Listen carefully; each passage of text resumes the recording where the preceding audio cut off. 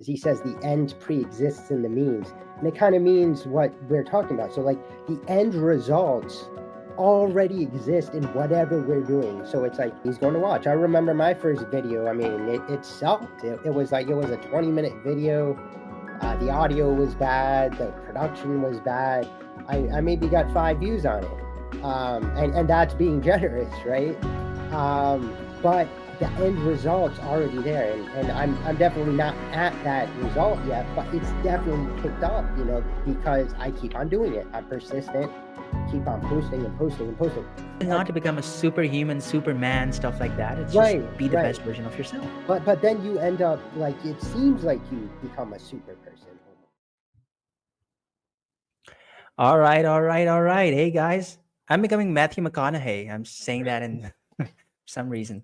So, hey guys, welcome to our Facebook Live where we are discussing how to build unshakable discipline with my friend Ryan M. Shea. Hey, And uh, before I get Ryan on the screen, I would love to say that he is a dear friend. He is a person that I really love from, that I really learn a lot from, and he's a person that I get into a lot of philosophical debates with. I love doing that because it's something that it's a kind of a it's not a debate, it's a discussion where both of us learn a lot. And overall, he's an awesome person. He's a confidence and a personality coach. So, guys, welcome Ryan on the show. hey, Hey how's it Ryan, going? it's going great. What's up? Not much. Thanks for having me. Okay, so what's are we talking about today, Ryan? So we're going to primarily be talking about self-discipline, why it's important. We're going to be talking about extreme ownership, Jocko Willink's philosophy. Really helped both of us out, I think, right? I mean, I love that one. I use it all the time. And just basically why we all should implement self-discipline into our lives and just the benefits of it. I mean, there's so many benefits, right? Definitely, I can totally agree with that. So I think the great thing is that why don't we talk about extreme ownership? Because it's I'll tell a quick story about how I got to that thing, Sure. uh, and then you can tell Jocko's story. Yeah, I yeah, think you can do that really well. Okay, so I was listening to this album. It was by I think Akira, and I was listening to this album. It's called The Path, and that's how I discovered Jocko. And he was yeah, talking about discipline and freedom and all these things in a very yeah, macho way, yeah, and he talked about extreme ownership, and he tells a story there, and I was like, wow, that story is like, uh, it really changes the way that you see the world and that you see yeah. yourself in relation to the world. So tell us that story. Like, what is extreme ownership? So you're talking about the one with the blue on blue situation, the friendly fire, that primary Exactly, one. exactly Yeah, that yeah. one. So yeah, Yep. I love that story. I believe it was at one of his first missions as a leader in Iraq because he fought in the Iraq War back in the early 2000s. And what happened was there was miscommunication between him and his other teams. So what ended up happening was there were two different groups. There was one team who thought they saw insurgents in a building, so they were firing, they were shooting at them. And then the people in the building, though, who were actually SEALs, were firing back, and they thought the insurgents were shooting at them, right? So, like, it's called the fog of war, right? It's a term that just means like the confusion during battle, pretty much. And so basically, it was friendly fire. And what ended up happening is one of the Iraqi soldiers was killed, and then a couple more people were injured. But basically, it was going to escalate. Like the guys outside had called like the tanks to do like a missile strike on these people. If they did that, that would have been bad, right? So what happened was Jocko showed up, and then Jocko kind of figured out things, right? So he ended the situation. He went in the building and he was like, "Hey, what's going on?" And they're like, "Oh, the enemy is firing at us." And he's like, "No, they're not." And so everybody kind of, obviously they didn't laugh, but it was a big relief. And the next day, though, Jocko's commander, his superiors, contacted him, and they were all pissed off, and they were like, "We're coming down there. There was friendly fire. Like, what the hell is going on? We need to investigate." And Jocko knew that that probably meant somebody was going to get fired, right? Because somebody died too, so it would have made sense that somebody was like, "Oh," and it probably would have been him. So they asked him to kind of like make a presentation. kind of gather all the facts of what happened and who we should blame for this incident, right? Because there were a lot of people that potentially could have been blamed. So Jocko was thinking about it.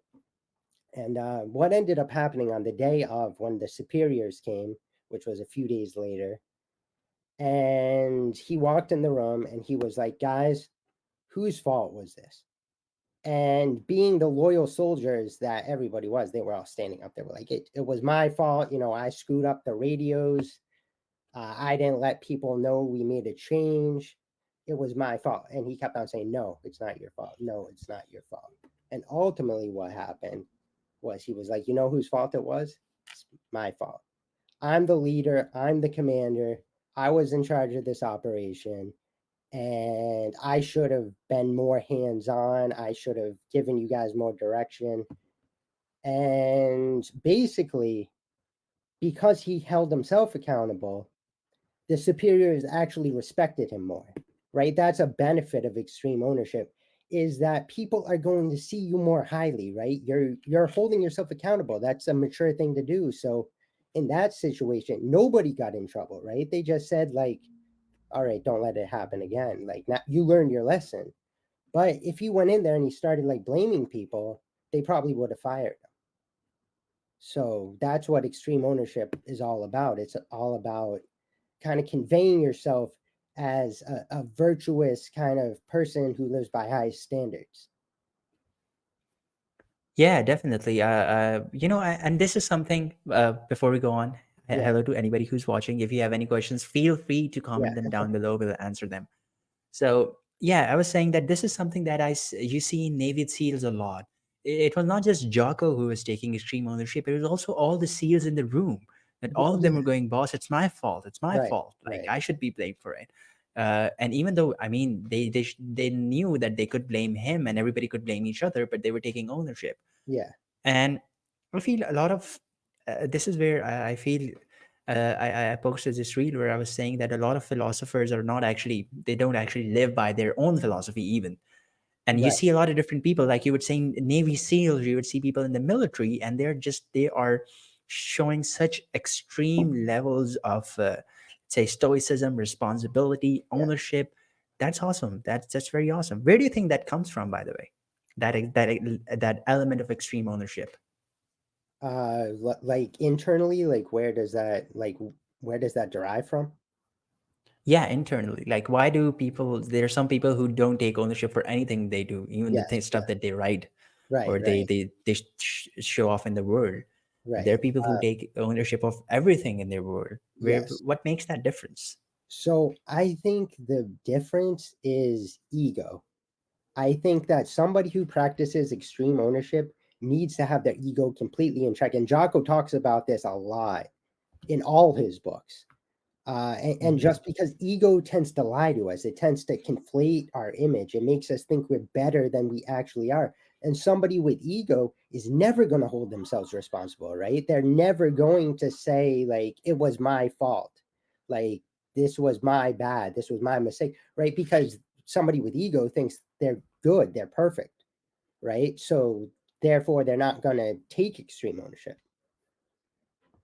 I love that. That's also that's really, I think, yeah, definitely that's really necessary, Yeah, because ego is all about, look at me, guys, look at me, how perfect I am. And even exactly. when you're going to, wherever you're going, you're, let's say in a job situation, you're presenting yourself and Yeah, you're there, interview standing, you would have a people who have big egos and who are like, even though they don't know and they have not actually done stuff, but they feel like I've done a lot, they feel like I've done this and I'm like the best person on the planet earth. But yeah, when you go in there, it's like, in any situation, I feel lower ego actually means you're a better person and you are actually the person who is actually extraordinary. uh, and the people who have great egos, they just have this, they're kind of like living in this inflatable bubble around them, they've built this around them. And they don't actually, if you actually put them to the test, they would actually fail. There's another philosopher, he's a living philosopher, he's called Nassim Taleb. Have you heard of him? I have not, no. So he has a book called Skin in the Game, and he Yeah, actually talks about this concept. a lot. That, a lot of people who are critics, for example, they are just a lot of, I would say, a lot of economists even, they Yeah, are criticizing on Bitcoin, or they're criticizing on the economy or the stock market, but they've yeah, not done any business in the real world. They don't even invest in that sense. yeah, yeah, So they're just professional critics. They just have a big mouth and they talk about stuff, and they're like, okay, this is that, this is that. yeah. Right, Or right. there are also people who are, you'd see there, these are called idea people. Yeah, And these are people who say, oh, I have such a great idea. But right. I think that having a great idea is there's nothing great in that as well. It's just an Exactly. idea, Without right? action, it is just an idea, right? Yep. Yeah. The thing which makes an idea great is the action that you commit on it. Right, And right, even if you have an ordinary idea, but you take ownership of it and you take action on it, the action will make that ordinary extraordinary. right, right. And Is that right? that's right, right, exactly. And it's definitely like I talk a lot on my page, Top Notch Persona. I talk about like attaining greatness, like what it means to be great. And to be great, like you can look back throughout history too. Most people who are great were not born great. Like they were not just naturally great. They built themselves up through self-discipline pretty much, through taking bold action. So like it's not something you just are, it's something you have to become using self-discipline. And that we would get to the question about self discipline. But what do you think of someone like Da Vinci, for example? Because people say that Da Vinci was Leonardo da Vinci in the age of 4 or 5. He was a great painter. He decided to do all of these things and learn about all these things. Yeah. Well, Maybe he somebody was an exception. like well, I don't think he necessarily was because he could have very easily fell in line with like what people were doing at the times and just got like a job as an apprentice or something like as helping somebody else paint or do whatever. But he just like he was very eccentric, I think. He had a lot of thoughts, a lot of interests. And that's why he did so much. He painted, he sculpted, he was into science. He actually cut up bodies and he explored anatomy. But took a lot of bravery on his part, right? There's a lot of courage that needs to go into doing something like that. And it's not necessarily that you're born with it, it's that um maybe it's there to an extent, right? Maybe you just need to kindle it, maybe you need to get it going, right? Like exacerbate the fire. Yeah, maybe the way I like to think about this is that even though, let's say, Da Vinci was a great painter when he Yeah, was born, that's his starting point. yeah, It's not his ending point. Like exactly. he can stop there and he can say, and some other guy who's an ordinary guy, an Yeah, ordinary painter, could say that, okay, he doesn't have that skill, but he can start and he could, if he keeps going. But if Da Vinci said, okay, look at me, I already have this, you could surpass that level of skill. I think the starting point might be different, but you still have that option of building that to right. whatever extent that you want to, really, I think. Exactly, Right? which is why like I never say I can't do something. Like I don't draw. So like I say I don't draw or I don't paint. I'll never say I can't draw or I can't paint because I don't believe there is anything that we can't do, right? I believe humans can do anything they set their minds to. So I don't say I can't do something. I just say I don't do it, right? Because I don't do that. But could I? Probably if I committed to it and I actually had the inclination to become a painter, which I mean, I don't, but you know what I mean. Definitely, definitely. I totally get you. Uh, when we were talking about extreme ownership, we gave Jocko's example, and that's in a military context. Yeah. How would you say extreme ownership applies in an everyday context? Like, And then, how can I, me being this guy who does podcasts and online stuff, how can I take extreme ownership? right. So I think there's two main benefits to extreme ownership. And the first one, as I already said, was people will respect you more, right? They'll see you more highly. But the second one, I think, is you get inner peace out of it, right? Because, like, think about it. Like, when we don't hold ourselves accountable, when we would rather blame and point the finger, and we're not going to be responsible and say, like, listen, this was my fault, my bad. Instead, it's like it's your fault. Like screw you, screw the man, screw the system, right? So how do you feel when you do that, right? Like how does that make you feel? Yeah, I think it makes you feel helpless. Right. It's It like, makes you feel helpless. It makes you feel weak. It makes you feel drained of energy. Like, think about people who just go out and it's like they just start protesting things and they start yelling and screaming and like trying to, like, throwing a tantrum, pretty much.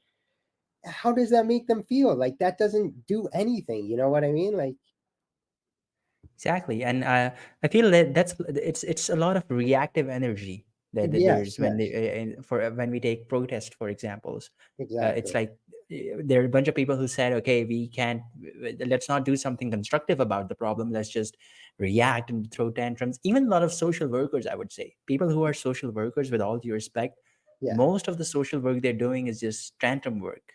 It's Yes. they're just, if I think real social work is about going and it's first about accepting the situation as it is. Yes, the Right. government is bad. Yes, the system sucks. Yes, this is that. Yes, you first have to accept it, Yeah. and then I think that's a part of extreme ownership as well. I feel that you Yes. accept the way things are, and Right. then you go about be a leader, and then you take with self-discipline, and then you go about and you change the way that things actually are. Yeah. You cannot Right. change if you don't accept. If you don't accept, then you'll also be the guy who just keeps blaming the government, or Right. keeps Right. blaming the finances, or Yeah. keeps blaming something. Yeah. You'll keep doing that. And I know people, I'm sure you might know people Yeah. like these Yeah. as well, Right. Right. that Right. you just, it's a horror. That's what I would say. Yeah. Yeah. It really is, especially because like they get so swept away in their emotions that like they're just like irrational, I guess. And like you can't even communicate at that point. It's like they just feel like they're on a mission, and like maybe you can see it objectively as like they're not going anywhere, they're not doing anything, but like to them they're like making a difference. Yeah, yeah, definitely. And it's an illusion mostly. Yeah. That's Yeah. all it is. Right. So, Right. what do you think about extreme ownership in an everyday context? What do you think about that? How would you do Um that? Like, so basically, um I think extreme ownership, like, it helps tremendously, for one, for me with my marriage. Like, I take extreme ownership of a lot, because a lot of married couples, they bicker, they fight over like stupid petty things, like, oh, you left the toilet seat up, like, stuff like that. But by taking extreme ownership, it's like, I'll give you an example. Like, my wife, she hates doing the dishes, right? And she'll let them pile up for like a week. And it used to like really bother me. It was like, why the hell won't you do the dishes? Like, come on, man. Um, so what I started doing was like I took ownership of that. I'm like, it takes literally 5 minutes to do these. I'll just do them, get them out of the way. It's teamwork pretty much. That's what a marriage is, or a relationship, right? So it's like you don't want to do that. It kind of upsets me when you don't do it. So I'm just going to do it. I'll take ownership, right? And like that's what it's about, you know?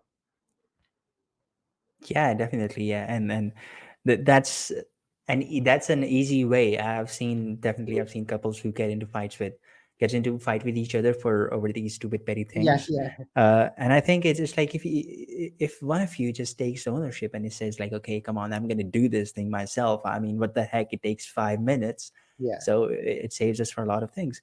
And I feel that extreme ownership for me personally, it's also about, you know, Gary V actually takes this to the very extreme. He says that when I'm taking ownership, let's say I have a meeting or I yeah, want to get somewhere, then I'm also taking ownership of the weather as well.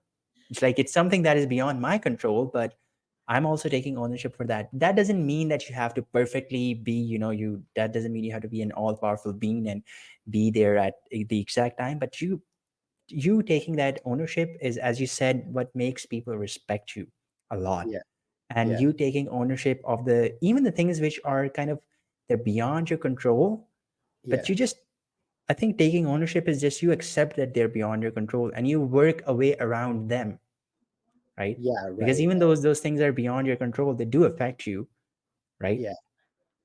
Yeah, So yeah, I think absolutely. it's all about figuring that out. It's all about building that. Uh, I think it's more of a habit. What would you say? I think ownership is a habit as well. Yeah, and it definitely requires an amount of self-discipline. So like you were talking about the weather and like, I know a lot of people like, when it rains, they're like, "Oh, I don't want to go out for a run today," or I don't run, I go out for walks. But like, "Oh, I don't want to go out for a walk today," right? Because it's pouring. So like who wants to do that, right? But like if you have discipline, if you take ownership of that, you're not going to be like, you know, oh, I can't go for a walk because it's raining, right? Because like, yes, you can.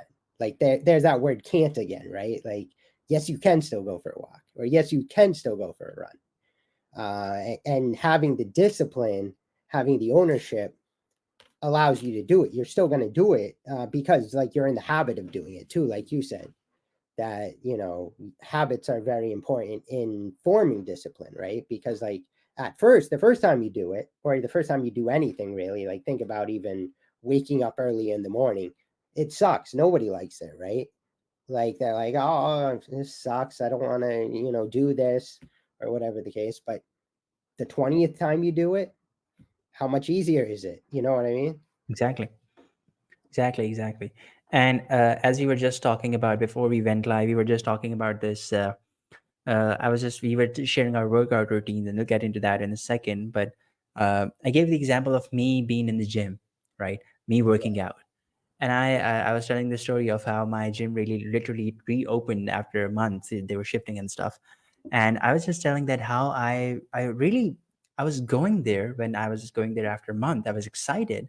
And me being there, it was therapeutic. It was like for me, it was like being in heaven or something. And I actually told Ryan that I actually fell in love.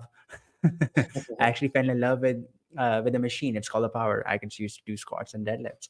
And for me, that was not about. It was like a romance that we had going. Now it was not about. For me, it's a lot about. I have that positive addiction. For I know that it's going to be very difficult when I'm in the gym. I really push myself, but then I know it feels really good. It's really therapeutic. It feels really good. So when I was building this habit in the start, it was really difficult. You don't want to go. It's like who wants to expose themselves to literally torture? yeah, It is right, physical torture right, in a sense, and it's stress and you're breaking yourself down. Who wants to do that? right. But then when you do that for a couple of times, the reward of I think the reward of the positive things that you do of the positive habits, it comes afterwards, not before. For Yeah, example, uh, you smoking a cigarette. Let's say if somebody has a habit of smoking, the reward is not that they would feel good after it. They might feel bad after doing that. Like why would I did it? Uh, they feel good before they do it. They think about the thing like, okay, I'm gonna put this thing in my mouth, but when you go to the gym, for example, or wake up early, it doesn't feel good as you're doing it. It doesn't also feel good before you're doing it. It feels good afterward because yeah, there's that the reward that your brain gives you is after you do the thing. So right. it's really, I feel it's a lot about how much can you delay your gratification, Yes, right? yes. So it's Because like if that saying, if you do what's easy, you're going to live a life that's hard. But if you do what's hard, you're going to live a life that's easy. Right. So, like, definitely, smoking a cigarette is really easy. Like, any of us can just start today, right now. Like, we pick one up, we light it, right? How many going to the gym, not so much though, right? Because like first off, there's a psychological factor. Most of us don't want to work out because maybe we think we're fat, maybe we think we're out of shape, whatever the case is.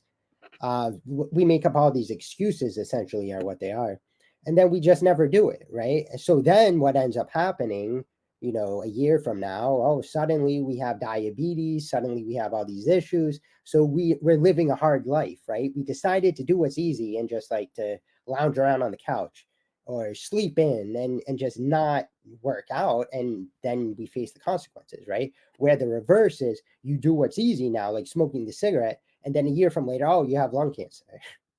So yeah, yeah, exactly, exactly. So how do you, what would you say? Let's say there's a person who is out of shape. There's a person who is who doesn't have that self discipline to eat well, to take care of his body, or maybe he has that self discipline to do the things that he always wants to do. He has Yeah. all these goals, but he isn't following through. How do you build that discipline from the ground up, I would say? So it's definitely not easy. I think most of us realize that discipline is hard, like especially when we first start. And I think that's what deters a lot of people. But I think there are two things we can do to kind of make it a little easier, a little more manageable. So the first thing, I know everybody says it, right? Everybody says this, and it's probably cliche at this point, but they say you gotta wake up early. You set the alarm and get up. Do not hit the snooze button. Jocko says that all the time. Get out of bed. No excuses. And like everybody says it though. So like, it sounds like it's just one of those like platitudes that, people like us will say, but man, it's profound. And it's because getting out of bed is such a simple choice. It's the easiest way to start developing discipline, right? Because like you wake up, you're still kind of groggy, of course, right? You're still kind of tired. But the only thing you have to decide to do is get out of bed. Like swing your legs over the bed and stand up. Get out of bed. And that's a really simple choice to make. Maybe it's hard. I mean, especially at first, it's going to be harder. But in terms of the physicality involved in it, it's an easy choice. Um, and then the second way is to start writing down like a loose schedule of things to do, right? Because routines are the cornerstone of discipline, right? Or habits, essentially, right? So if we can start to map out like what we want to do throughout the day or what we can do, like for me, when I wake up at like 5:30, meditate for a while, and then around like 9 to 12, I'll do creative things. I'll read stuff like that. Then maybe 1 or 12 to 5, I'll deal with people. I'll respond to comments. I'll work with clients, anything like that. So I think that the key to it is a lot of people think that discipline is like 8 o'clock we're doing this, 9 o'clock we're doing this, 10 o'clock we're doing this. That sucks, right? Of course, who would want to do that, right? Like that's like we're in jail or something. So by giving yourself a loose schedule, like schedule what you're going to do in windows of time, like 8 to 12, right? And that's going to be your creative time, not 8 o'clock, right? Because after a while, you're going to burn out doing that, right? And that's where Jocko talks about in the dichotomy of leadership, how like extreme ownership, it's all about that balance, finding that sweet spot, right? And there's a chapter in that book about I think it's discipline, be disciplined, but not rigid. And that's what I'm talking about here is that we want to be disciplined, right? But a lot of people take discipline to mean rigidity, right? And they think that discipline needs to be exact. Discipline doesn't need to be exact. It needs to be a routine. It needs to be persistent and consistent, right? Not exact necessarily. Yeah, yeah, definitely. I totally agree. And I've been a victim of that. I thought it was years ago, but I thought that discipline is all about I would tell you something that I had this board on my wall in my room. Yeah, And I would every day I would write the timings for the other day. Like at this time I'm hitting the gym, at this time I'm doing yeah, this time I'm doing this. It was detailed to the every minute. yeah. And I was doing that, but after a while, it just got so boring. It was like, damn, Right, man, it's like same old, same old. What am I even doing? I'm not a robot.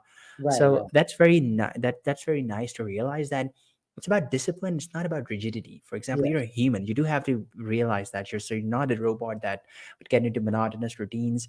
As right. humans, one of the things that we really love is variety. We love Yes, variety. We crave it. We need it in our life.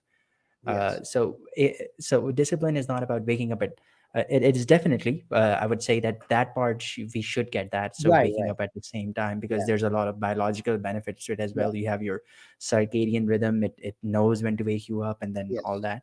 uh, but other than that, I love how Ryan is saying loosely scheduled stuff. So the way that I do it is like I write a to-do list, and I do a weekly thing.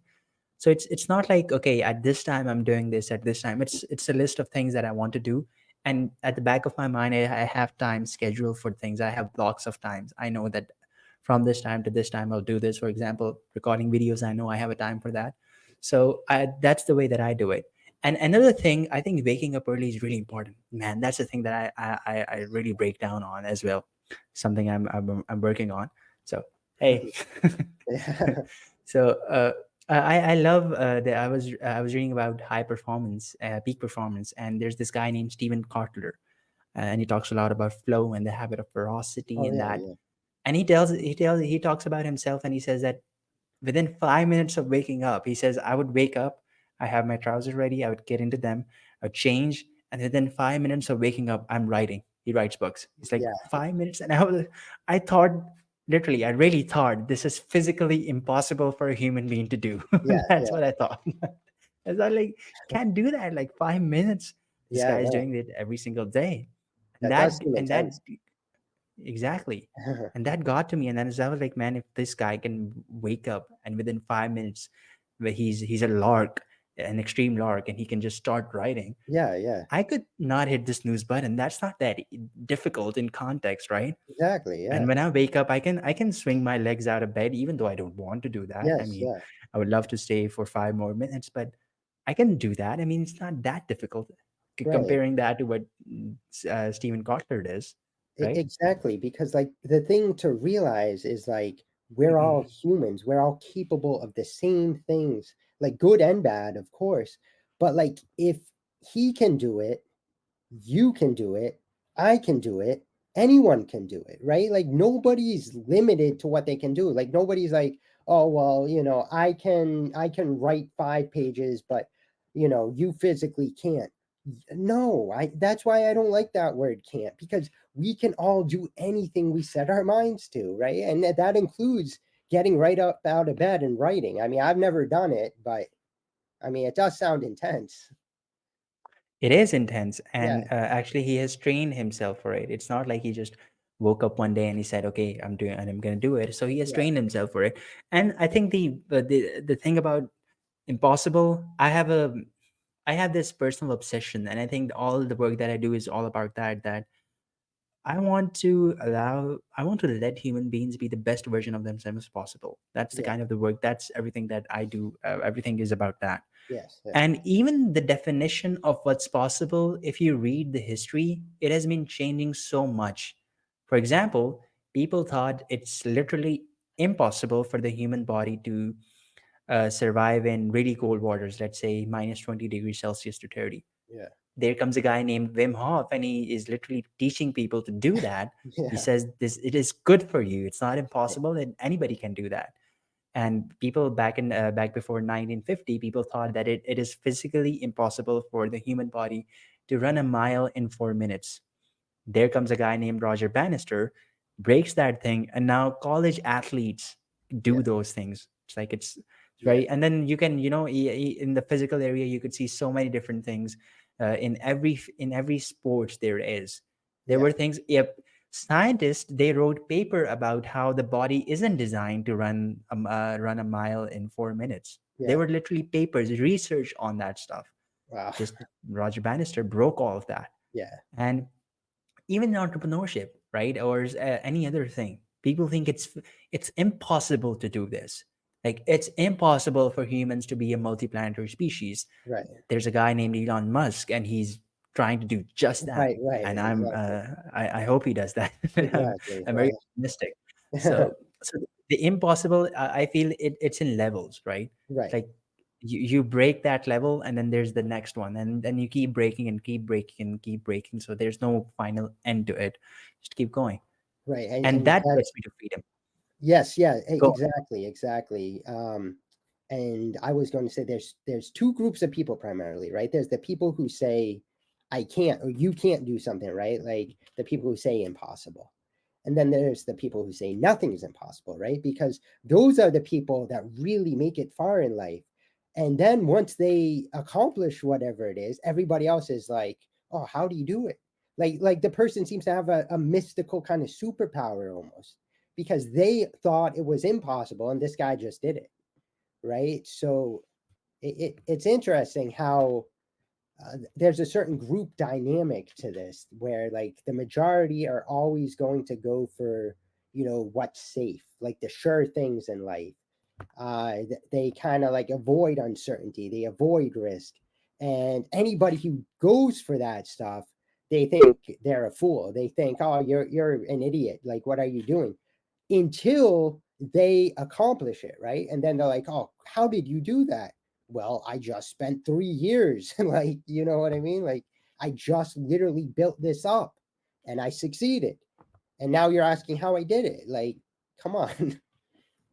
Exactly, exactly. You just it's very nice of you to and you know the I would say that the people who say impossible, we were talking about I remember there was like a few people sitting and we were talking about so there were both of the groups were there in that discussion. Yeah, Yeah, and I was there as well. So you were talking about how Wim Hof literally defied what's possible for the human body. It can survive in really cold waters and really yeah, under the ice as well and stuff like that.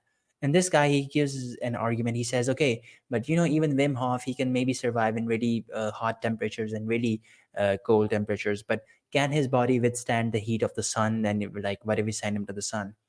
I think that is definitely. I mean, that for sure. You shouldn't do that. I won't yeah, yeah, advise doing right, that. right. But that's not the point either. The point is not to for you to become like this super being who can survive on the sun. The point is to keep expanding the limits of your Right, own, right. the limits that you've set on yourself, and just Yes, try to achieve. You would never do that, but just try to achieve the upper limit. Always, always. You just keep trying to do that. Keep trying to do that, exactly, and in exactly. that you'll actually become a better human being. The goal is Right, not to right. become right. Yeah, exactly, exactly. The goal And is not to become a superhuman, superman, stuff like that. It's just right, be the right. best version of yourself. But then you end up like it seems like you become a super person almost, right? Because like Exactly. people aren't Exactly. doing it, they're not doing it one step at a time, right? They just see the giant leap. So they're just going to see you succeeded, but they're going to overlook the years you went through of like doubting yourself and the pain and the struggle. But like, you know, people who think nothing's impossible are going to push through that, right? They're going to make it, and then the rest of the people are just going to say, "Oh, I don't know how he did that." Right? I mean, there's that this weird binary, this weird duality that I think it's always existed. Right? I mean, you can look back throughout history, and it's always kind of been that way. Um, and yeah, I mean, a large majority of the people they think it can't be done, and then somebody does it. Yeah, definitely, definitely. I feel the duality that you're talking about is the reason it's there is because we fail to misunderstand this one thing, and this one thing is that there's the law of increasing returns in economics that we Yeah, talk about, and the law of increasing returns is all about that. For example, in real life, yeah, for example, if you're let's take the example of you decide that, oh, I'm going to do YouTube, right, and yes, I'm going to try to post videos. yeah, So when you post your first video, there's a good chance that you don't get any views. oh When you yeah, get to 10, there's a good chance you might get 2 views, and yeah, that's also right, your right, mother or someone else watching. yeah, So the returns on that are pretty slow, but yes, once that it happens, it's very exponential. It's like, you get to maybe you get to 100 videos, still you don't see anything, yeah, but till the 200th, the 300th, and the 500th, you might hit like 500K, a million, whatever your yeah, goal is. yeah, yeah, And it increases exponentially. The same is true with negative things as well. You don't get cancer by smoking one cigarette or by smoking even packs of cigarette for years and years, but then all of a sudden you diagnose and you have that thing inside of yourself and you're like, oh my god, like what happened? So it's yeah, that it's like you have it always, there's this law of increasing returns that is working. And for the bad things, we don't realize that. For the good things, you're always like, oh, okay, I posted one video, nobody's watching, I'm going to shut this thing down, doesn't work. Fake, fake, exactly, fake. Right? exactly.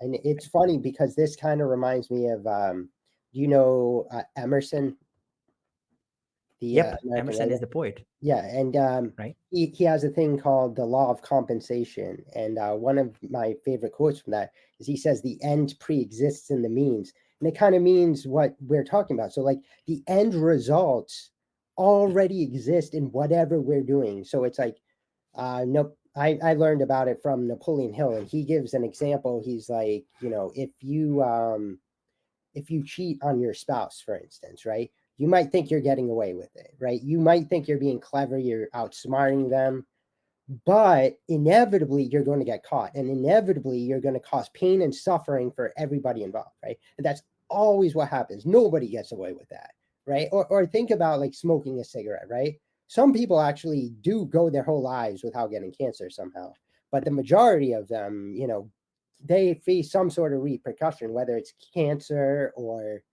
um, any other sort of lung disease, right? And it's like that doesn't just happen, right? It happens because they start smoking, right? And the end result, their disease is in the fact that they're smoking, right? So like on a more positive note, think about like, what we're doing. Like, if you have a YouTube channel or a podcast, and it's like you said the first time, nobody's going to watch. I remember my first video. I mean, it sucked. It was like it was a 20-minute video. The audio was bad. The production was bad. I maybe got 5 views on it, and that's being generous, right? But the end result's already there, and I'm definitely not at that result yet, but it's definitely picked up, because I keep on doing it. I'm persistent, keep on posting and posting and posting, and 3 years later, here I am, and I'm doing much better. I definitely have grown exponentially over the past 6 months, even like my first 100 subscribers, it took me a year to get them, right? That seems crazy because most people think like they go onto YouTube and they're like, oh, this is easy money, right? Like, oh, this is going to be easy, and then they get disheartened because it's not easy. So it took me a year. I didn't even get 100 that first year. I got 96 subscribers that first year.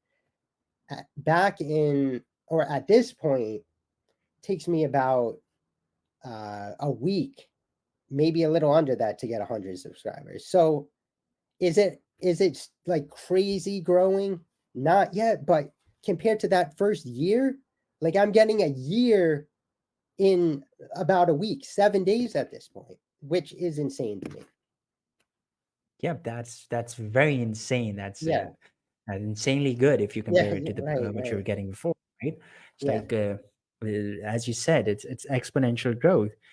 It will also, and I'm really betting on it that you keep going. It will also that the rate will also keep increasing. It yes, also yeah, be much exactly, better than that, right? exactly. So this is why it's really important to have that discipline, because Yeah, it's all about, we talk about, as we were discussing before the live as well, that the sake of discipline is not to just be a disciplined person. It is that you're getting somewhere, right? Is it because by the way, if you are a person who, I would say this, if you're a person who doesn't want to build great things, if you're a person who doesn't go for greatness, and greatness can be, it can have your own definition. right. But if you're a person who's okay with the mediocrity, or or just getting yourself on the little pleasures of life, then no, discipline is not for you. It's you can go on and you can live that life, and you kind of know the kind of life, and I'm not judging you. It's just Yeah, it's perfectly okay.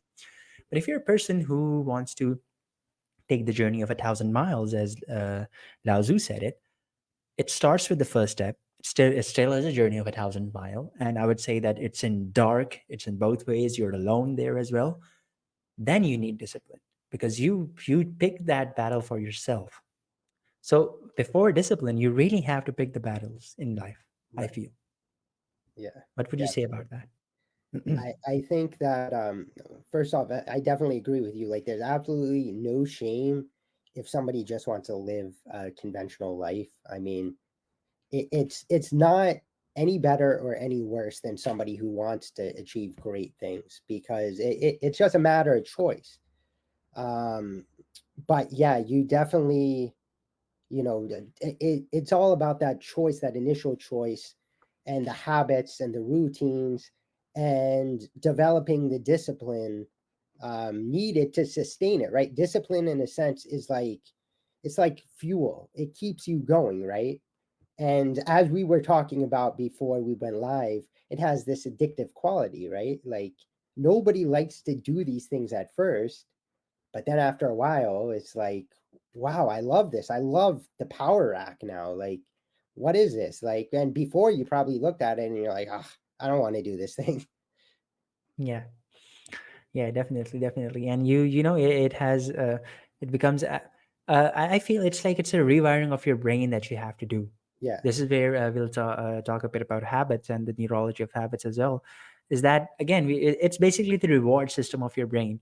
And yeah, typically this is what we all start with, and this is what if you're into pleasure and you stuff like that, the reason people get into pleasure is that the things you do, for example, let's take smoking a cigarette or something that is, or watching Netflix, for example, even yeah, you get the pleasure on that pretty fast, but it's also pretty, you get it pretty fast, but it's also pretty it decreases really well. For yes, example, this is really common for people who use drugs. If you go talk to them, it's really common with them, is that, for example, first if they had to take 1 milligram of a certain drug to feel that way, the next day or the next week 1 milligram is not going to work. They would have to increase the dosage, and you do have to keep increasing that to get the same hit, the same feeling that you did. It's because your brain is getting used to that level of dopamine and all that bunch of chemicals that go on in your brain. yeah, When you develop something like discipline, it's actually the same thing is happening, but it's in reverse. It's actually the reverse. So you don't get it as soon as you, for example, drugs, for example, as soon as you pop the pill, you start getting the feeling. It's mm, easy. Going to the gym, waking up early, all of that, it's difficult at first. mhm, But if you train yourself and if you stick to the end, there's a part where it's really it does get easy. yes, Because when, let's say, for example, I'll tell you about exercise. It happens so that if you exercise for 7 to 10 minutes, it's somewhere in between that. It's called transient hypofrontality. It is that this part of your brain, the prefrontal cortex, which is basically the monkey mind, this is it's here, right? mhm, So it kind of shuts down. yeah, So if you exercise, if your heart rate is up and you keep doing that for somewhere between 7 to 10 minutes, this will shut down, and your brain starts releasing endorphins, which is the pleasure chemical. And as you keep doing that, there's a lot of dopamine in the mix as well. So it does get easy. You do start to enjoy it. You do get that hit, yeah, but you have to endure the first 7 to 10 minutes, right? You have to go that. You have to go there. yes, So and by the way, in this sense, the rewards, they don't diminish with time. They keep going. They keep increasing as well. For example, as opposed to using a drug, for example, you're driving yourself into, you're digging this hole for yourself, and yeah, it will be really difficult to get back. Or if you're doing it on the positive side, it's not a hole, actually, it's you're building this slope for yourself and you're actually going upward, and the rewards will also keep increasing, or yeah, at least stay consistent.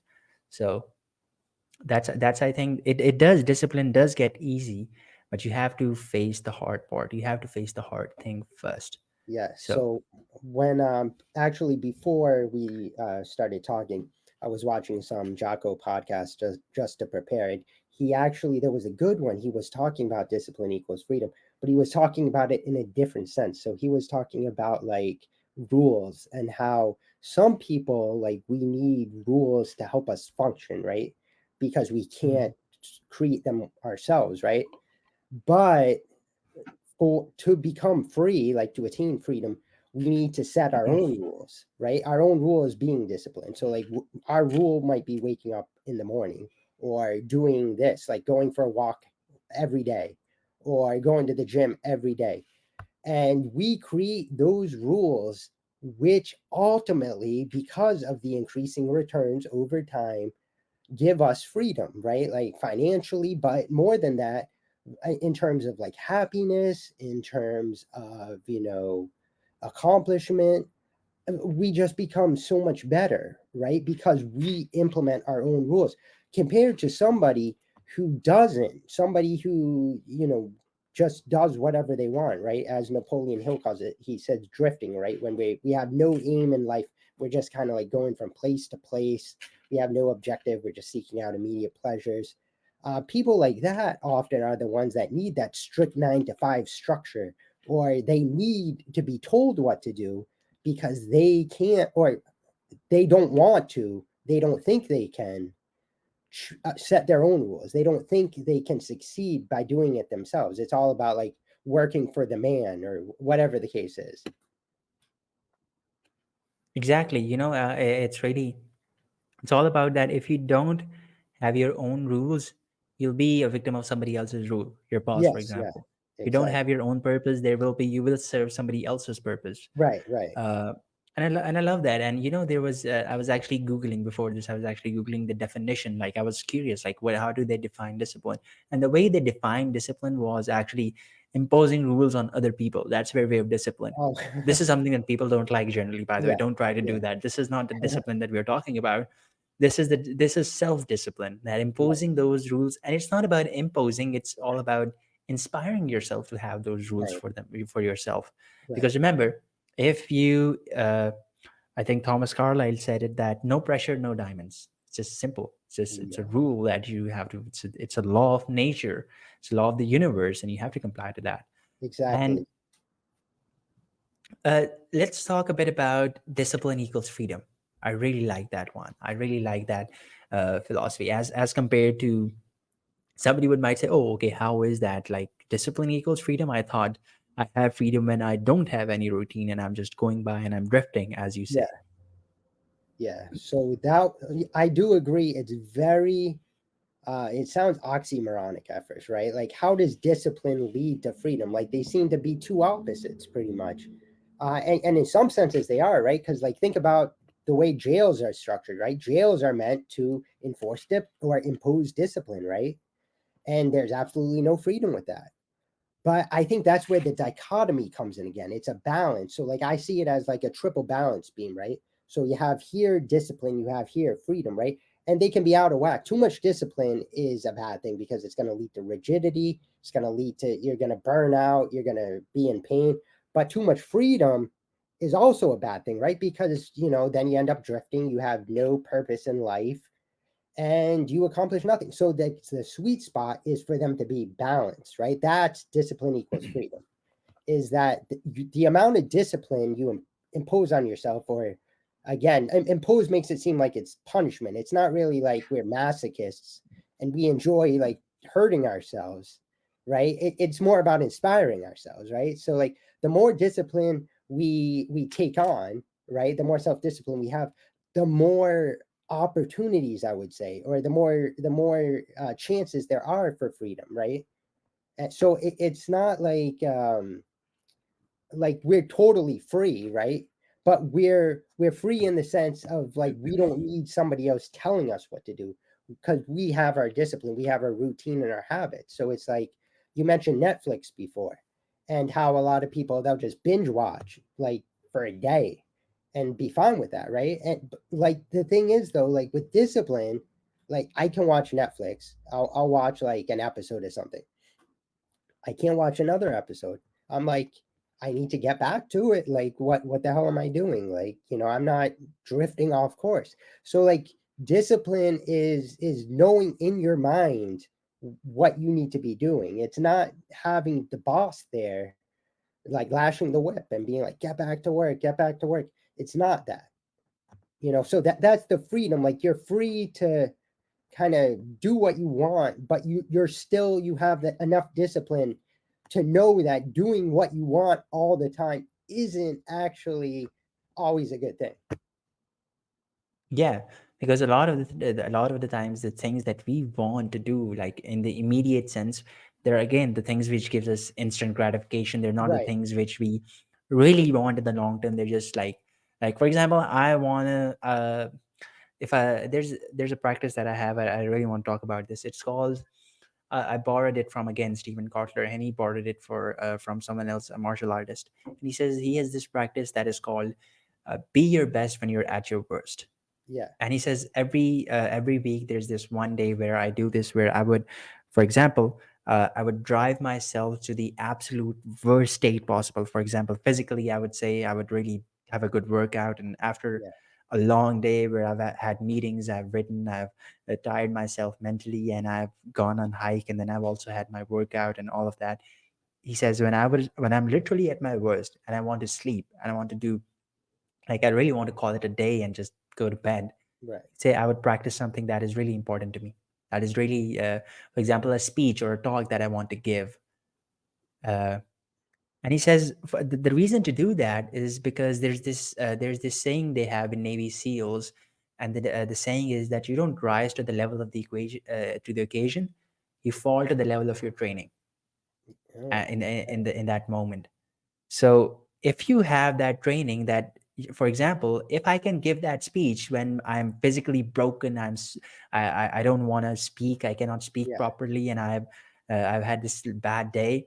yeah, If you can do that during that time, you can do it anytime else. yeah, It's a simple thing. So this is something that I do with myself as well. That I would have, for example, one day when I would have recordings. I don't do this more than a week, and I think it's not optimal to do that. yeah, For once a week is good. That I would literally drive myself. I would have a full work day and work on different things and talk to people and do this and write as well, maybe, and then go to the gym. And then at the very end of the day, I would schedule my recordings, and then I would push myself to do 2 3 recordings, which is, yeah, it's hell. But yeah, it's all about that. If I can do it at that time, I can do it any other time as well. So, right, and the thing is, it's not me, I'm imposing myself, or it's not that I get off. As Ryan said, I'm not a masochist. I don't get off of that pain or something. yeah, It's all about, because I know actually, it's also an addiction. I look forward to the day where I will be my best when I'm at my worst, yeah, because this is something that I see, instead of me standing there with a whiplash and just, yeah, you know, saying, okay, Armughan, now you got to do this and go ahead and do this. I don't care how you feel. yeah, It's more about I'm reaching for something that is higher than me, right? yeah, I'm growing in that sense, and that takes away a lot of the pain in the process, I feel, when you yeah, look at it from this angle. Discipline itself, when you look at it from this angle, also gives me the freedom, right? right, It teaches me what freedom is, and then there's that balance as well. yes, So that's very awesome what you talked about. yeah, And again, I would also add on to this is that the long term reason anybody would build discipline is because you want greatness. That's why. yeah, As I said, if you don't want it, perfectly okay. There's nothing bad. There's nothing judgmental about yeah, it. But if you want to choose a life where you want to build cathedrals, or if you want to be Pablo Picasso, for example, you gotta have that kind of discipline, or you gotta have that kind of consistency in yourself. right, right. And So, that is actually you. Go on. Yes, please. there's one thing I just want to note about that you said. Oh, what did you just say about getting discipline? I said I was talking about this grit. I was talking about discipline Oh, and grit, yeah, and I yeah, was saying that you should be your best when you're. It's a form of training that you have. It's like you be your yes. best when you're at your worst. Yes. So, and the specific word you said was competitiveness, right? That like you want to attain greatness, right? And a lot of people they miss, or maybe you didn't say competitiveness, but I was thinking that. And a lot of people, like, what happens if like they have ego issues, right? And they think they want to attain greatness, that it means that they need to like compete with others. They need to be hyper focused on what everybody's doing. Like, oh, what's he doing with his podcast? How's his channel doing? How many subscribers? All this nonsense. And they hyper compete, which actually is detrimental, I think. Like, really, to attain greatness, it's more about internal greatness. It's more about like who I want to be, the best person that I can be, not necessarily the best person there ever was, because like I don't care about that. Like, my journey is my journey, just like your journey is your journey. And obviously we need each other. Like, people are social animals, so we need each other to thrive and succeed. But there's no competitiveness in it, or there shouldn't be. And if there is, that's an ego issue, and that is something that we should examine and work to correct. Definitely, definitely. I totally agree. It's the frame that you have coming to discipline, the frame that you have, like for example, if your frame is, oh, I'm going to crush him, or I'm going to show Right. him how much of a better Yeah. person I can be, that's really a negative frame. Yeah. It's that yes, you can be very disciplined, very much of a peak performer, but the things that you'll get to there, they won't be actually that meaningful, because what you're seeking is very different. As opposed to if you have a frame that, okay, I'm attaining greatness, or I'm pushing myself to do these things, or uh, I'm working hard to be the best version of myself. That's a positive frame. And by the way, this is also a frame that you can actually measure, and you can say, okay, every day I'm doing that, so every day you're actually becoming a slightly better version of yourself, Right. right? Right. So it's also more rewarding as well. Now, I would like to. There's somebody who said nice conversation and good content. Oh, thanks. It's Akib. Okay, thank you for that. So, if you guys have any questions, this is the time. Please feel free. Go ahead, put those questions, or even if you're watching on replay, go ahead and have those questions in there, and we'll answer them either in the comments or live right here. So, yeah, what would you say about self discipline and fitness? How would you combine those two? Um, so New Year's is coming up, right? It's in 6 weeks. Everybody, everybody's going to set those resolutions and they're going to be like, oh, I'm going back to the gym. I'm going to work out. I'm going to get those six pack abs. How many people are going to get them? Like 1%, maybe? Not Yeah. even. So like working out requires discipline. And that's the piece all those people who buy into that hype completely miss, right? Because they're just doing it for the sake of doing it and then they burn out.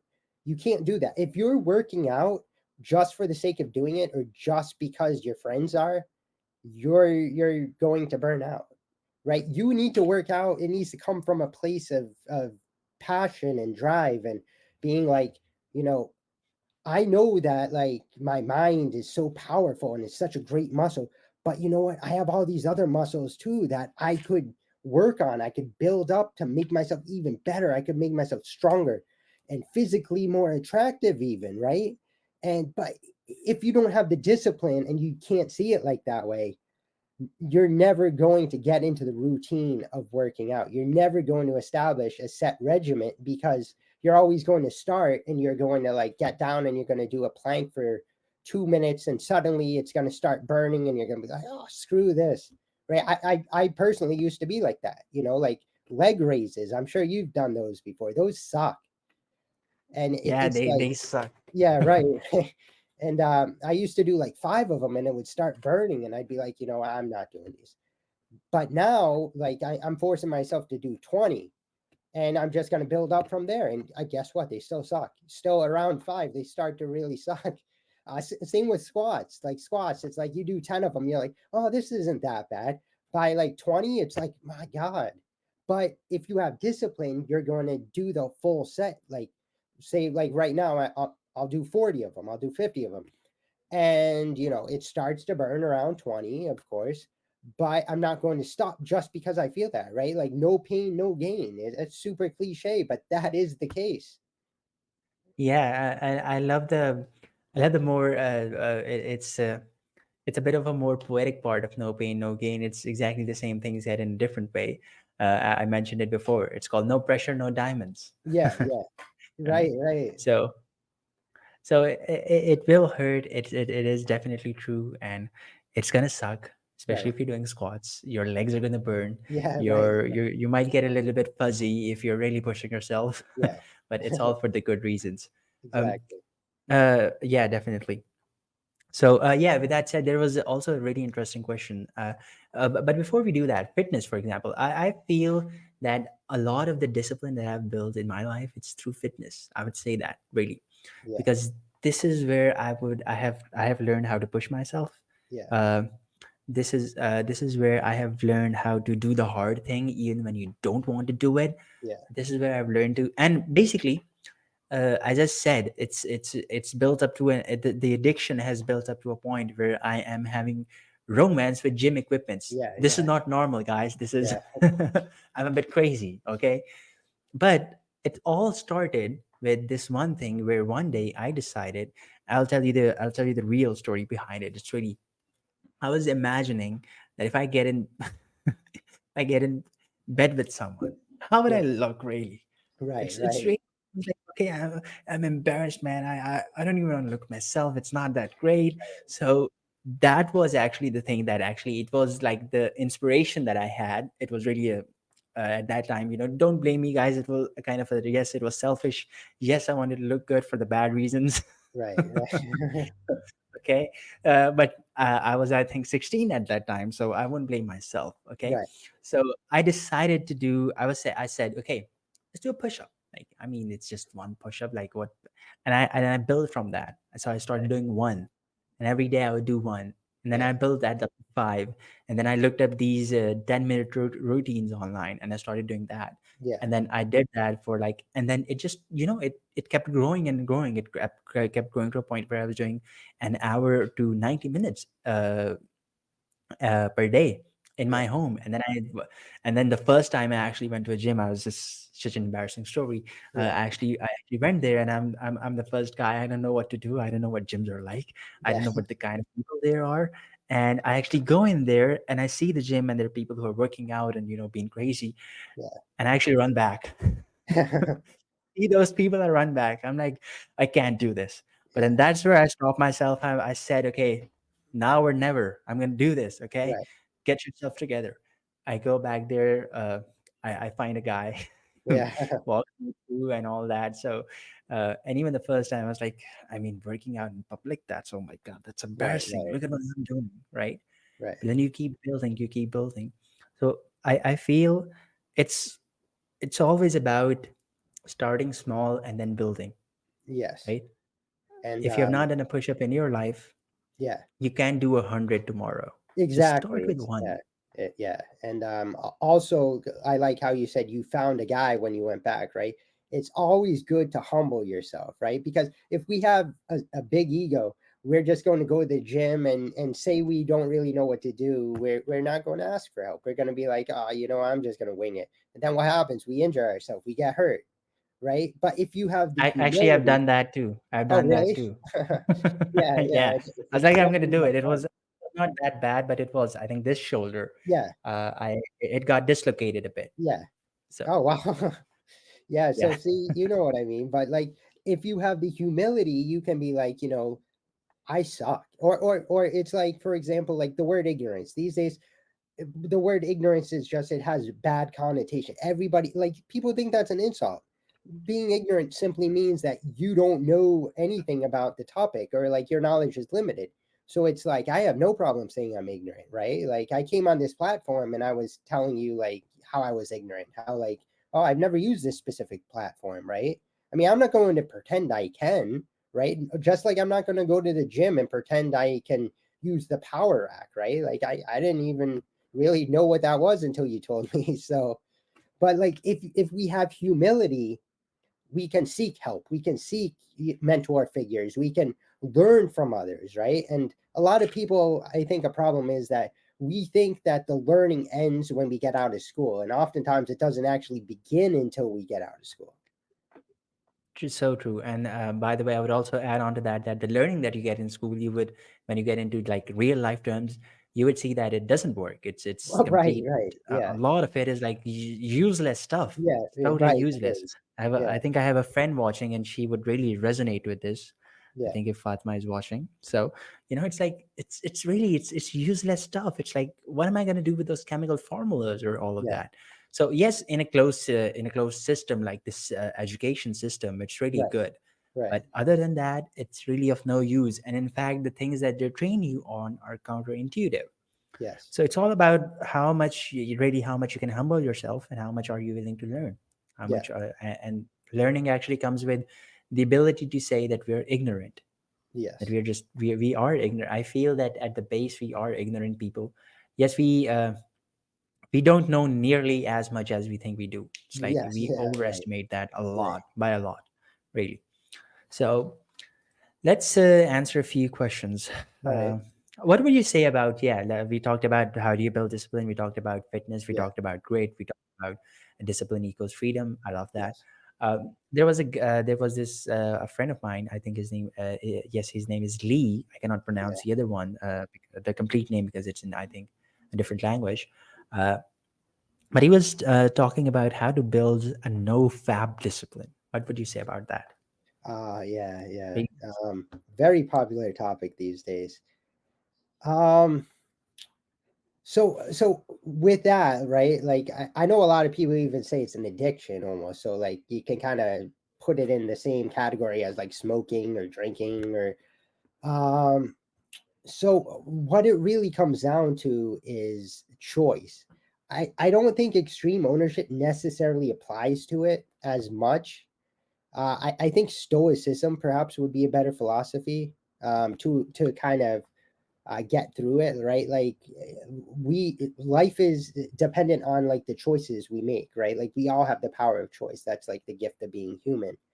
And when it comes to like doing something like that, like no fap, it's like do I do I want to choose to do it and maybe get immediate gratification afterwards, get a dopamine spike, or do I want to choose not to do it? And it's like, what do you think?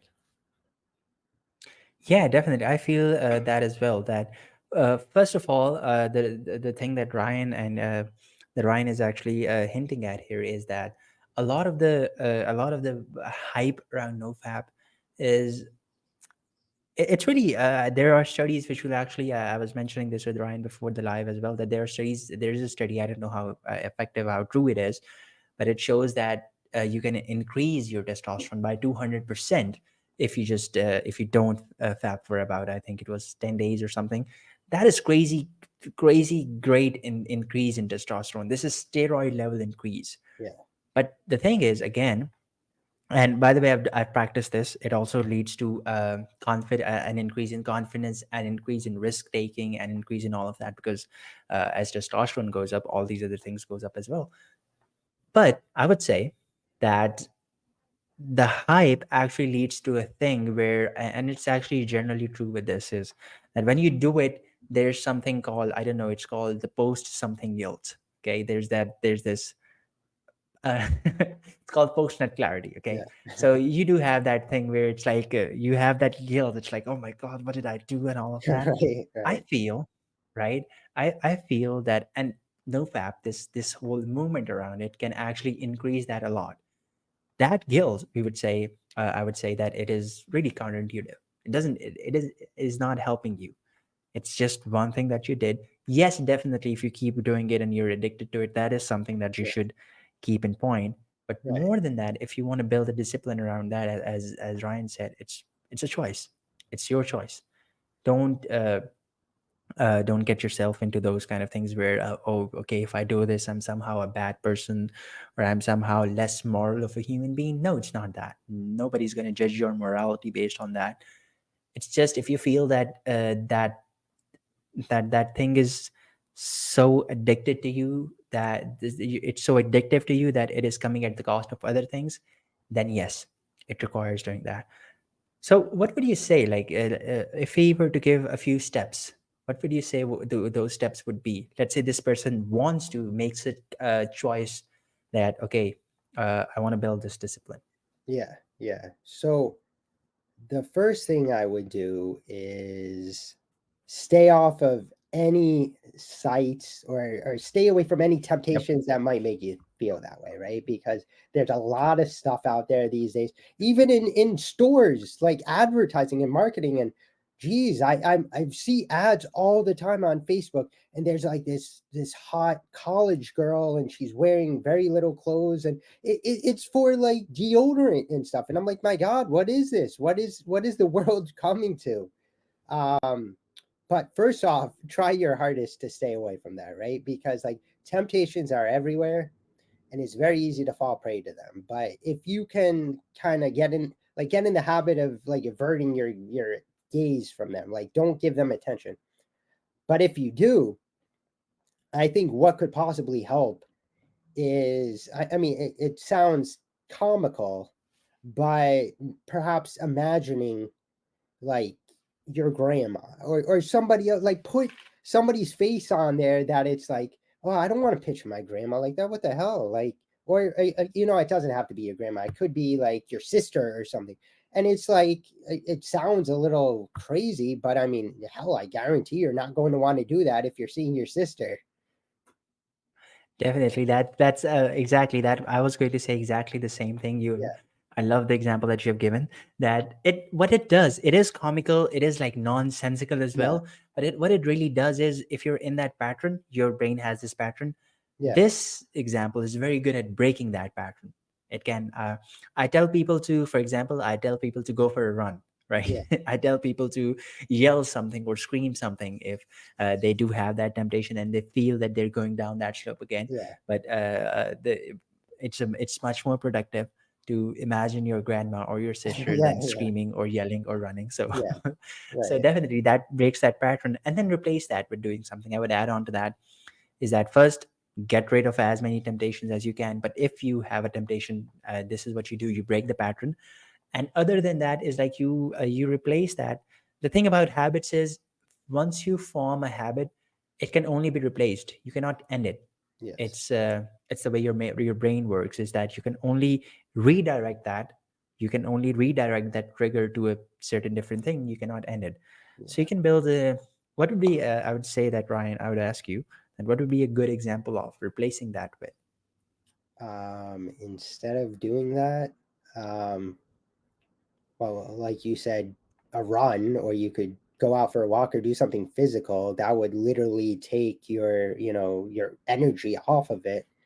But even if you didn't feel like doing that, you could, maybe open up a mobile game or something. Just do something fairly innocuous on your phone, or like respond to an email, or just something quick and easy. Because like going for a run definitely takes a certain amount of willpower, right? And if you're in the mindset of like, oh God, I want to do this, you might not have that willpower, right? So maybe just by shifting your focus slightly and opening up, like, your email and responding to something, or picking up your phone and opening up like Candy Crush or something and playing a level, it might get your attention off of doing that. Because like, why not, right? Like, it's probably easier too than going for a run or doing something Yeah, physical. or you can do one push-up, like that's a good Well, example, right, yeah, right? yeah.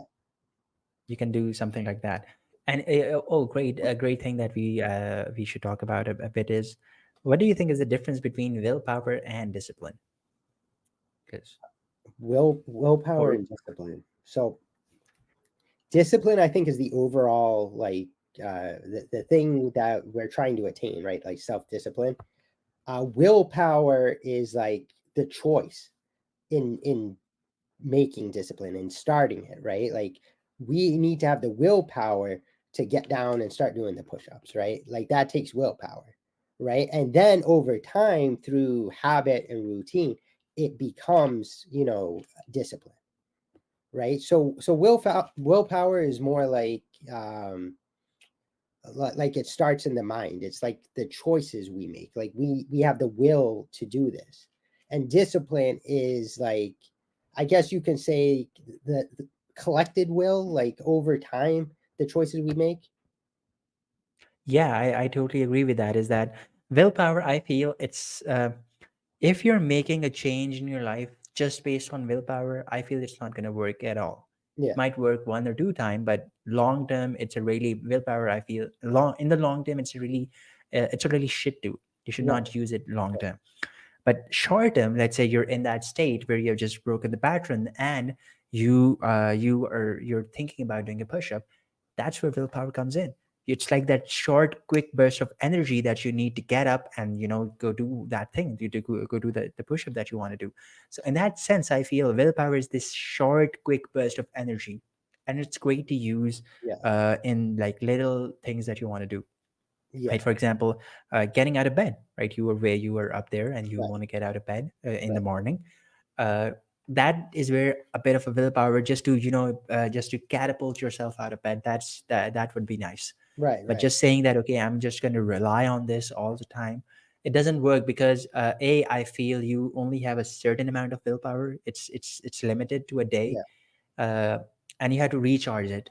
I yeah, feel uh, meditation is good because some form of Yeah, recovery is good. But even if, let's say, you've done 2 3 meditations and you've really burned through your willpower, then you need a sleep, a good yeah, night's sleep to rebuild that. right, So it's right, like this short too.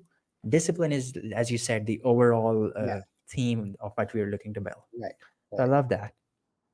Anything else that you want to add to this conversation? Yeah. Um, I think we pretty much covered it all. Talked about discipline and the benefits of it. Ego being the enemy of discipline. How we really need to overcome our egos to fully get the benefits of discipline. We talked about working out, fitness routines. I think we covered a lot. I mean, there was a lot we discussed. So This was very insightful, especially for me as well. This was, yeah, I loved all the topics that we discussed and all the insight that has came from it. yeah. Uh, so tell us a bit about yourself. Tell us a bit about what you do exactly in Top Notch Persona as a So confidence and a personality coach. yeah, so yeah, I've been on a kind of a constantly evolving journey, and I still am because like that's the thing about life too is like sometimes we start one thing and then it evolves into something else. So like with Top Notch Persona, I started it 3 years ago in 2020. It was during the COVID pandemic, right? Partly because I was bored and um, so I had the willpower to really I wasn't going to waste that time. I wanted to channel it into something productive. So I started it during that, and my main focus was going to be about style, right? Style and fragrances. And it was for about the first 2 years, but then it evolved into including mindset because like at the end of the day, style is incredibly important, right? Like how we convey ourselves to others, but it's also not the most important thing, right? Like you can still be a great person and dress minimalistically, right? Like, so I ended up incorporating mindset stuff. And so at this point, it's more of a holistic approach. It's like, I want the main goal is to help people, like I said before, like attain greatness, like be more confident, right? Because it's a shame that more people aren't. Like I'd say most of us aren't, right? We do things because we think we have to do them. We don't enjoy doing them. We're not happy doing them, and we're certainly not confident while doing them, right? So that's kind of been my main objective with Top Notch Persona. And so I do videos. I have a YouTube channel. I have Facebook. I post things. I post questions to engage with people because believe it or not, I learn a lot myself through engaging with others. And then I'll communicate one on one as well. I have an email, and yeah, I mean it's kind of been a growing endeavor, and it's continuing to grow. The more I do it, the more discipline and willpower I put into it, the more it grows. So that's one big thing I've taken away is that like when I started, I didn't really think it was going to be easy, but I didn't think it was going to be this hard, right? And now, like on my, are you familiar with the YouTube analytics? Yeah, definitely I am. Yeah, so there's a graph. Like if you click your subscribers, right? There's a graph that shows how many subscribers you've had during the lifetime of your channel, and so mine is like the first 2 years. It's like this. It's like a straight line, and then about in May this year, it starts going up. But I'm looking at that now, like in retrospect, I can look at that and I see those 2.5 years where I'm basically dead, like I'm flatlining. And I'm like, what the hell was I even thinking? Like that was insane. Like I basically made no tangible progress those first 2 years. But the end pre-exists in the means, right? So like the progress wasn't actually, it hadn't manifested yet, right? And now it's starting to. So it's like I think that's a big takeaway we all should have, is that just because you don't see progress doesn't mean progress isn't being made. I mean, that's what the law of compensation is. It's like you put in the work and you might not get the rewards until, 5 years later, but you will get them as long as you stick to it. Definitely. And I love the journey that you've been on, and I so for all of those for all of the people who are watching either on this or live or on replay, you can go to Ryan's profile and all the links and all to his YouTube, everything that you can actually see there, and you can actually, in fact, I would encourage you to do that. You can actually go and you can actually watch the you can actually if it is if Ryan has made this available on his channel, is that you can actually go and watch the the most oldest video that he has done, Yeah. and you can actually go and see how much he sucked, really. And you can Right, do that right. with my Exactly. with me as well. Like you can Yeah. go and you can go to my channel and you can see the other podcast that I had. Like I literally listened to the podcast that I did at that time, and Yeah. I was like, and I'm like, who is this guy? It ain't me. I don't speak like this. This Right, is so right. cringy. I don't. Exactly. And exactly the same thing happened that happened with you, happened with me as well. Like for 2 years nobody even knew I was doing a podcast. Right, I mean, the right. whole purpose of the podcast was to share my voice with the world, and the Yeah, world was right. silent. It's like Right, nobody knew. exactly. But you're right. So but the things I learned and all the things that I have in that, and as it continues to grow, uh, in fact, I feel our connection to each other is also a result of the work that we do, right? Yes, yes. Uh, Definitely. that's how we found each other as well. And so that's awesome. So there's a great lesson for everyone is here, is that just keep going. You will Yeah, see the right, result. right. The end exists in the means. So, okay. So with that said, is there any question that anybody has who's watching? You'll give like 30 seconds to, if there's a question. I think one or two people are watching. So if there is a question, and there were also people who for them it's like on odd times, and they were in our in fact they were texting me on Messenger, and they were saying that it's 4 a.m. in the morning for Yeah, me. Will right, there be a replay? And then there will also, so there will be people who will be watching on the replay as well. So right. that's I, great. I think normally that's what happens. Like more people watch on the replay than live, right? Because like especially too, like for me, I know for you it's at night, but for me it's like literally the middle of the day, and everybody who's at like a 9 to 5 job presumably aren't going to be able to watch, so they'll catch it on the replay. Yep, definitely, definitely. Okay, guys. So with that said, it's been an honor talking to you, Ryan. Yeah, you too. It's been an honor discussing discipline and all these Yeah. things. All So okay, guys, who are watching on the replay, we'll see you right. See pretty you soon guys. in again in the community. All right, Yeah. bye.